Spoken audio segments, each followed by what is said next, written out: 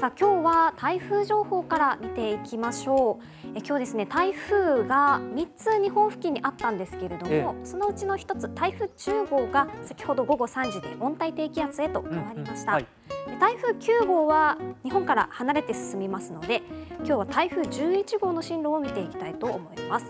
今フィリピンの東の海上を西寄りに進んでいまして、今週土曜日には東シナ海へと進んで東シナ海を北上する予想となっています。東寄りに進めば長崎県内でも雨風ともに強まる可能性がありますし、中心付近を通った場合も県内では風が強くなったり波が高くなる恐れがありますので、最新の情報に注意をしてください。